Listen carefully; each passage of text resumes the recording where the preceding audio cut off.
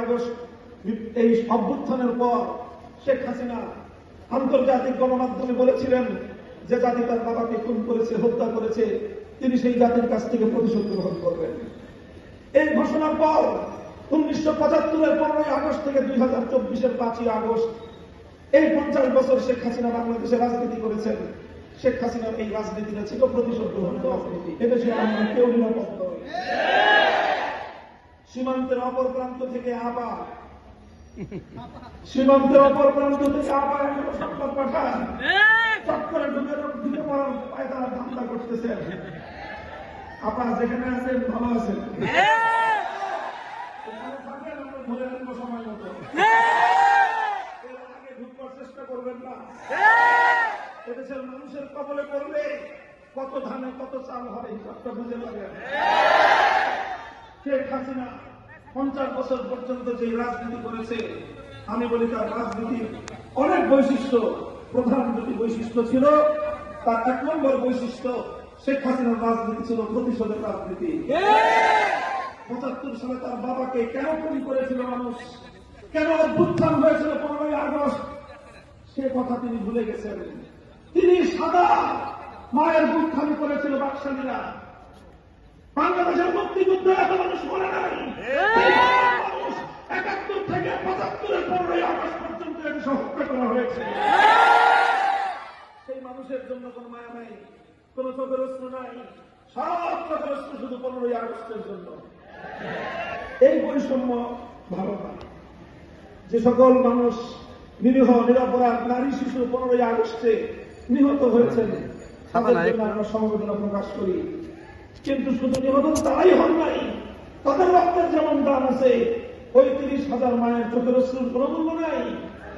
যাদের সন্তানদেরকে তরতাজা তাকড়া তাকড়া যুবকদেরকে তুলে নিয়ে গিয়ে আপনার বাবা হত্যা করেছিল, সিরাজ শিকদারদের জীবনের কোন মূল্য ছিল না।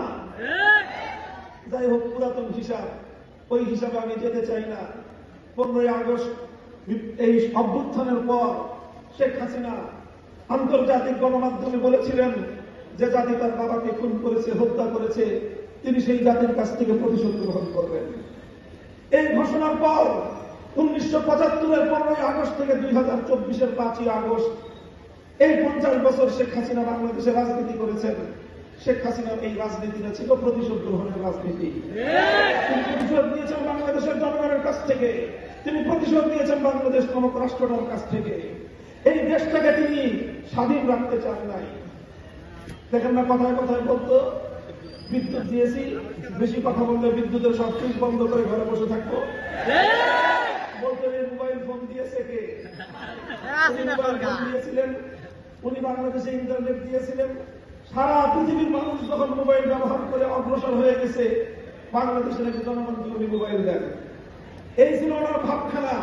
পদ্মা সেতুটা মনে হয় যে ওনার বাপদাদার টাকা দিয়ে উনি বানিয়ে দিয়েছিলেন। এই অবস্থা করতেন।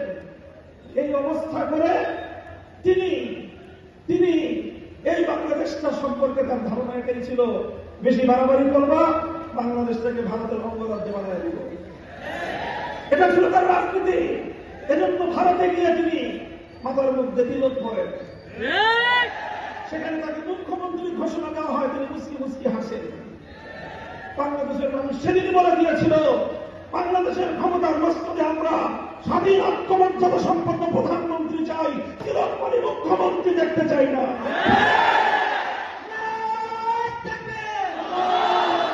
এই ছিল শেখ হাসিনার প্রতিশোধের রাজনীতি। শেখ হাসিনার রাজনীতি ছিল বিভাজনের রাজনীতি। 2024 সালের ছাত্র জনতার অভ্যুত্থানের মাধ্যমে তার বিভাজনের রাজনীতি পরাজিত হয়ে বাংলাদেশের মানুষের মধ্যে অভূতপূর্ব ঐক্য সূচিত হয়েছিল। এই ঐক্যই ছিল বাংলাদেশের আগস্ট বিপ্লবের শক্তি।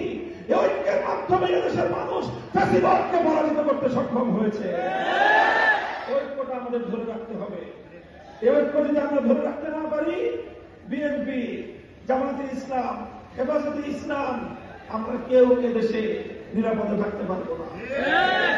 কারণ শেখ হাসিনা শুধু একা নয়, তার পিছনে লুকিয়ে আছে ওই শক্তি যারা বাংলাদেশটাকে স্বাধীন দেখতে চায় না, যারা বাংলাদেশটাকে বিশ্ব দরবারে মাথা উঁচু করা আত্মমর্যাদা সম্পন্ন জাতি হিসেবে যারা দেখতে চায় না। সংগ্রামী সাথী ও বন্ধুগণ, তাই আমরা পরিষ্কার ভাষায় বলতে চাই, অন্তর্বর্তীকালীন সরকারের কাছে আমি দাবি